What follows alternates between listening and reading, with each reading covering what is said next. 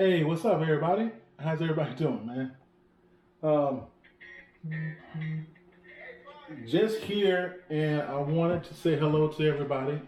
Happy Tuesday to you. Big Country Boy Bassin, and thank y'all for stopping through, man. Really appreciate it. I have a few lures here, man, that I just kind of wanted to talk to you about. That I'm so actually two I've already been fishing with and accustomed to fishing, but there's still always some lessons to be learned on some of these lures and how to fish them. But two, I'm going to talk to you. I'm going to talk to you about all three of these three lures and how to fish them and what colors I've been having success with. When I go out fishing, time to time. And I'm going to talk to you one setup that I'm really excited about, man. Trying, and it's drop shotting and how to drop shot.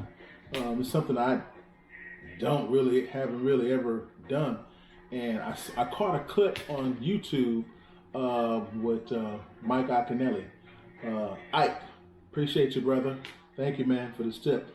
I'm so interested in trying it, and it was really easy, man. How he rigged it up. It's called the Drop Shot Free rig setup. So very interested in talking to you about that.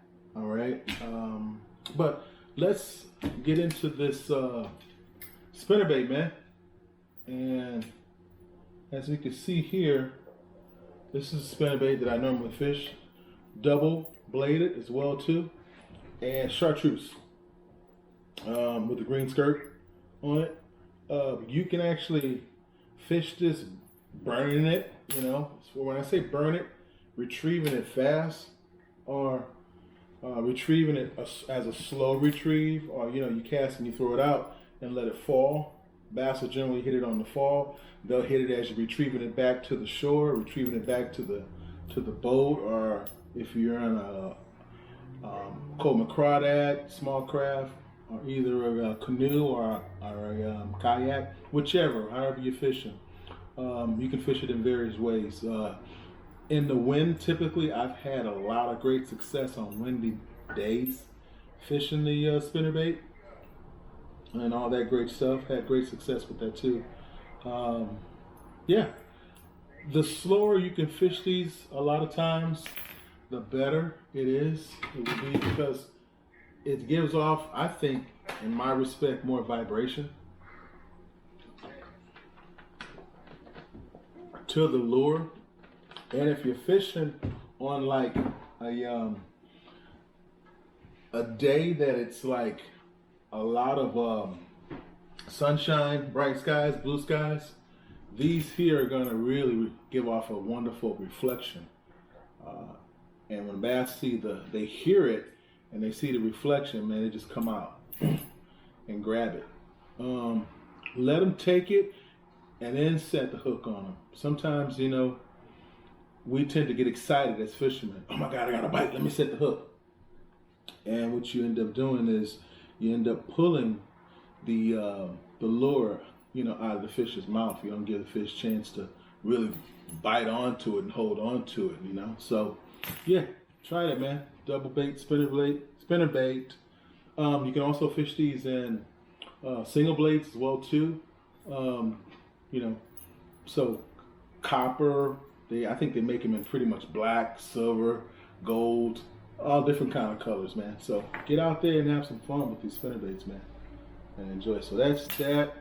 Another lure that I've had great success is a Z-Man Chatterbait, 3 ounce with the Seiko as well, Gary Yamamoto Seiko, and then the Great Heights makes the Z-Man Chatterbait, and yeah.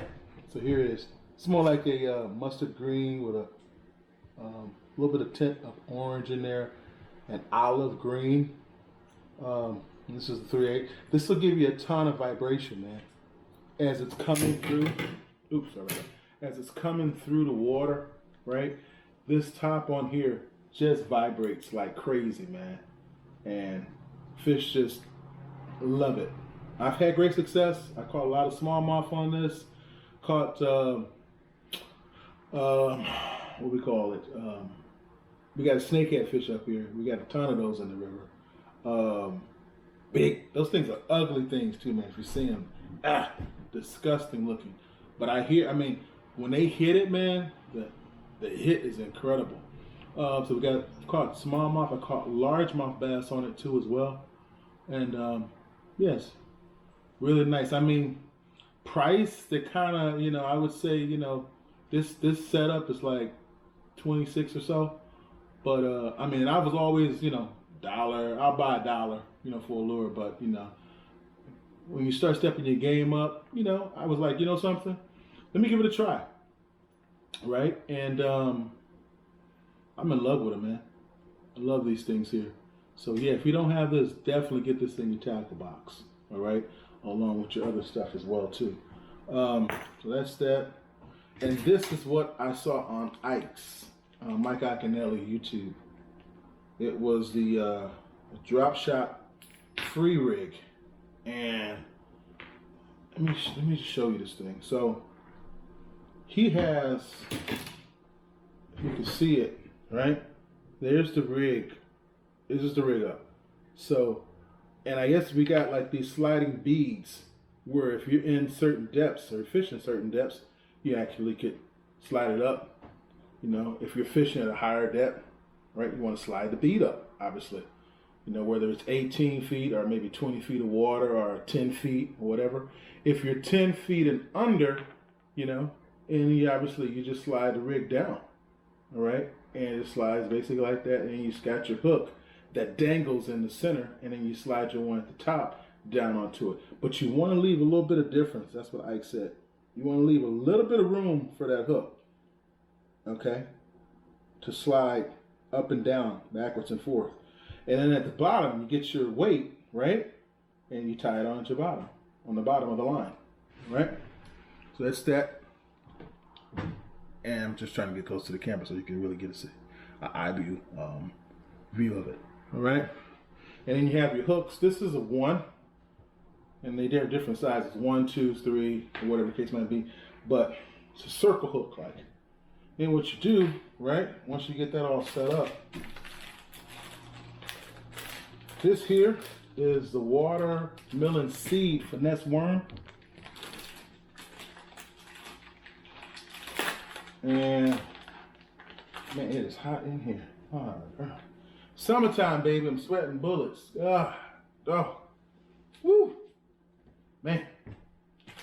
So this here is the worm. It's got a green with a little bit of a black flakes on the inside there. You can hook these a lot of different ways, okay? What I'm gonna do here, and I'm excited to see. Normally, you know, I would rig it. I fish Texas style a lot, the Texas rig. So you have, and I'll show you that later on. But the weight sits at the top. It sits at the top of the worm, and then you thread the hook down, and you bring it in, in what's called right here. It's like a little, the belly of the worm, and then you can bring it through, and but I'll show you that rig up in another episode. But how he said, basically, what you do is you can bring it this way through the hook, and you just let that baby dangle like that. That's one way of rigging it up, so that when it's in the water, it's gonna float like this, right? When the fish come up and grab it. I mean, you put it on the bed, especially when they're spawning, and I mean, you're gonna irritate the heck out of the bass, man. You're gonna be like, wait a minute, man. It's like almost like somebody coming in your house, taking that last piece of steak on the grill. You ain't having that. You ain't having that. So the same thing with the bass. They're like, wait a minute, man. Get the heck out of here. Stop frustrating me. So that's one way of rigging it, right? And you can just go simply right through the belly, all right? And bring it out. So it's dangling just like this. almost like if you were to wacky rig something, all right, like a wacky rig. And it's just dangling, all right. Same worm. Or what you can do is bring it to the side of the worm, right? And there it is. So I'm excited to try these, all right? So that's the finesse worm. And I got these, by the way, at Walmart, $2. Can't beat that. I mean, you can go to Bass Pro Shops for Bellas, but I just happen to be 5 minutes up the way from my house. I happen to be getting out some milk and some other things for the house, and you know, fishing, man, I gotta stop over in the tackle and bait department.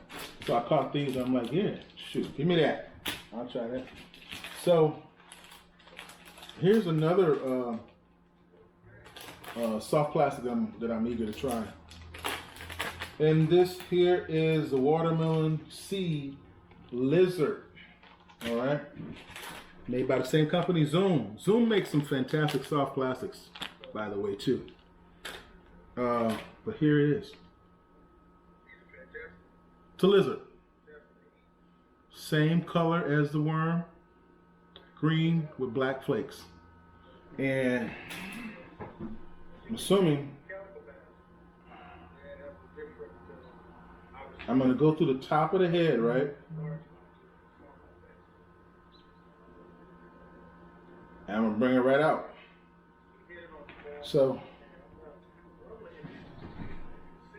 she's sitting up just like this. Why does it always have to be a she? We always say a she. How come it couldn't be a he? But at any rate, he's sitting up just like this. Dangling. All right. Waiting on that bass, waiting on that smallmouth to come crashing up, right? So that's there. And you know what? I'm gonna try something different too. I guess, I don't know, but I would assume that you could go right through the belly with it.